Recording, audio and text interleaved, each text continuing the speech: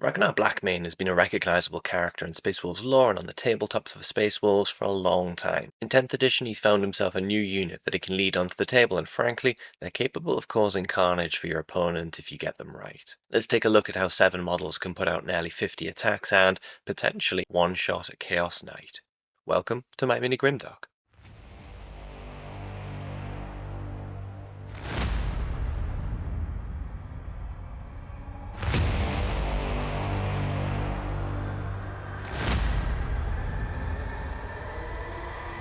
I know some of you might have strong feelings about this, so to confirm, Ragnar is also a menace and super combo unit with units of Bloodclaws. We're essentially spoiled for choice. I'm going to cover that one in a separate video.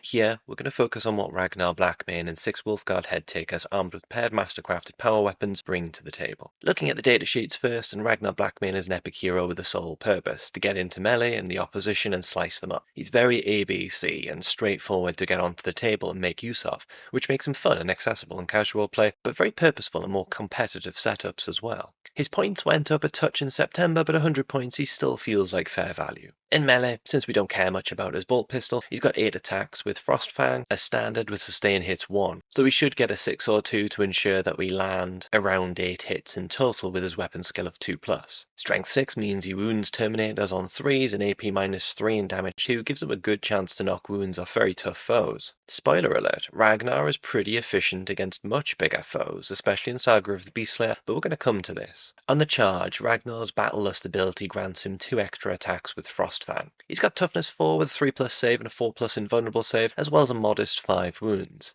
He's okay durable, but he's not at all tanky. If he's caught in the open, he'll die to focused fire, and watch out for fight's first opponents that might cut him up before he gets a chance to swing his double-sided chainsword. Headtakers are hardly slouches themselves. Their paired mastercrafted power weapons grant them 6 attacks each, hitting on 3s with strength 5, AP -2 and damage 2. At the start of the battle they can nominate a quarry in the opposition army, and if they're fighting that unit, they get devastating wounds and precision against it. Devastating wounds is clearly fantastic for the Headtakers, but it's tricky to activate this in most matchups since it relies on your unit happening across the quarry. Also, it doesn't rub off on Ragnar, sadly. It only applies to the Headtakers. They aren't particularly durable with toughness 4, just 3+ save and 3 wounds. Think glass cannon. They'll do a lot of damage if you get them into combat. They will not usually survive much clapback or being left out in the open to enemy fire, and again, watch out for fight's first opponents. So even combined, this unit dies easy. So why is this unit a super combo? Firstly, let's look at their raw damage output against a straightforward foe. Let's pit them against a bunch of Chaos Legionaries. We could always assume that Ragnar and the Headtakers have the benefit of the charge here. Legionaries are toughness 4, 2 wounds and a 3+ save. Pretty standard stuff. Starting with the Headtakers, 6 attacks each comes in as 36 attacks in total, hitting on 3s. If we go by the averages, we'd expect to land 24 hits. It's again 3s to wound, meaning on average again we'll get 16 through. At AP -2 it's 5 for the saves, with each fail being a dead legionary. On average, that'll likely be 11 fails. That's 11 dead legionaries.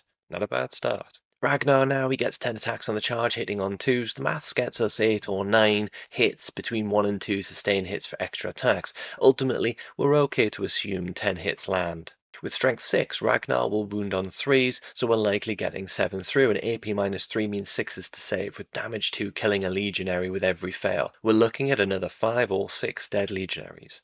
In one round of combat, these 7 models have slain more than twice their weight in numbers and Chaos Space Marines, with around 17 legionaries at their feet. You could certainly expect them to wipe out a typical unit.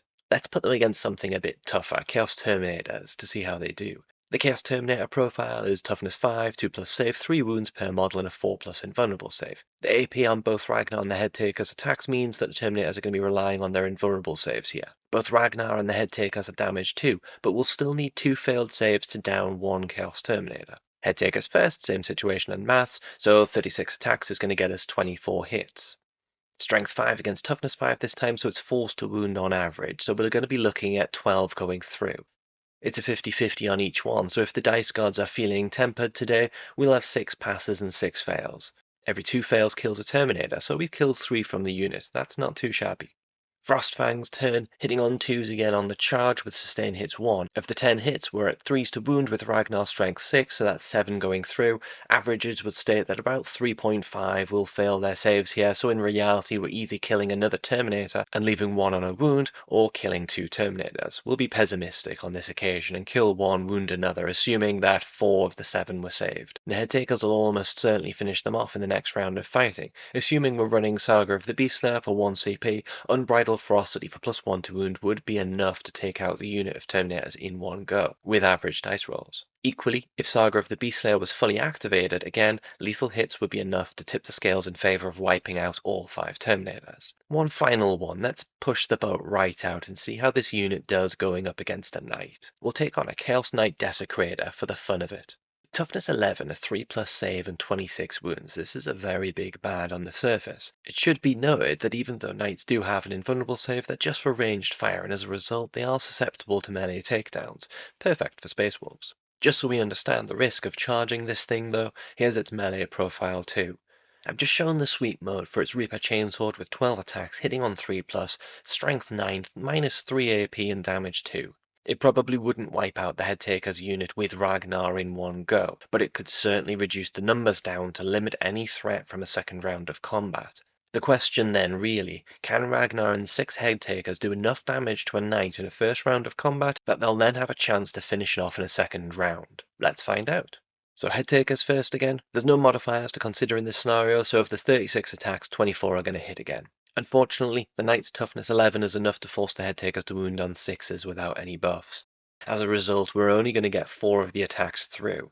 On the plus side, since they're AP -2, the Knight only saves on a 5+, and the likelihood is they'll fail all of those saves. That's 8 damage from the Headtakers without consideration for lethal hits or devastating wounds at this stage, taking the Knight down to 18 wounds. Let's see how Ragnar does. On the charge with sustain hits 1 and hitting on 2s, his 10 attacks will wound on 5+ with his strength 6. With AP -3, the chances are all of those wounds will be failed saves. That's another 6 wounds off the Knight. That's the Knight on 12 wounds before it hits back. At this stage though, I don't fancy the unit's chances of winning a fight of attrition against the Knight. Okay, so what about buffs available to the unit? How much difference could they make? Let's start with the obvious one, lethal hits. Since the Knight is a vehicle, of course, we don't need to have completed the Saga in Saga of the Beastslayer to activate it, so rolls of 6 to hit will equal automatic wounds. Headtakers first, with a 1 in 6 chance across 36 dice, chances are we're looking at 4 of the 24 hits being 6s and automatic wounds. It'll mean extra saving throws, but the maths now means the Knights will probably make a save or 2, so they won't actually do any more damage. Drat. For Ragnar, he'll register a pair of 6s to activate both sustained hits 1 and lethal hits. At the end of the attack, he'll probably register another 2 wounds off the Knight on average, so we're looking at lethal hits taking the Knight down to 10 wounds. That's good when you think it's down from 26, but it might still not be enough. Can we do better? What about the Headtakers' native ability, Headhunters? If they had nominated the Knight Desecrator as their quarry at the start of the battle, they'd get devastating wounds against it. Piling that onto the above, then that would mean 6s to wound would negate saving throws altogether. Ultimately, this should on average result in 2 more wounds off the Knight. So it's on 8 after Ragnar does his thing, again without the benefit of devastating wounds for him. But just going off averages, can we kill it in one go? Perhaps the stratagem Unbridled Ferocity would be the way to go, if we can.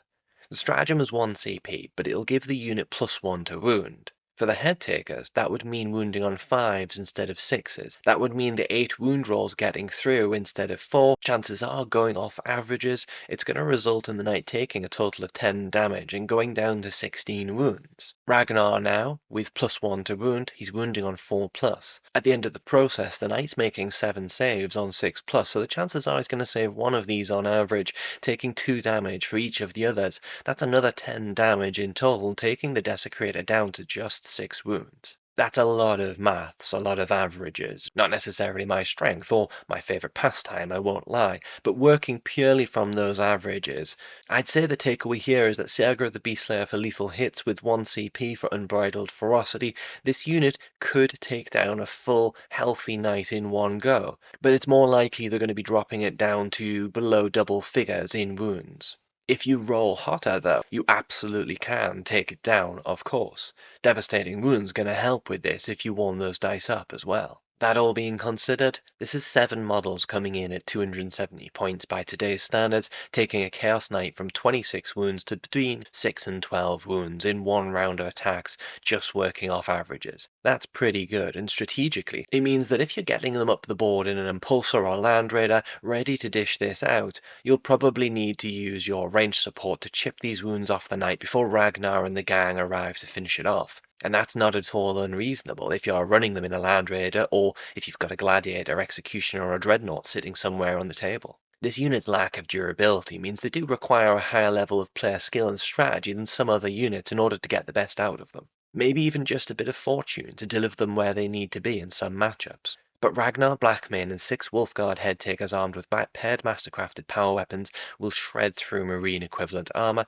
are capable of tearing up a modest unit of Terminators before additional buffing, and, with some range support stratagems or a good dice day, they're capable of one-shotting a typical knight profile if you need them to.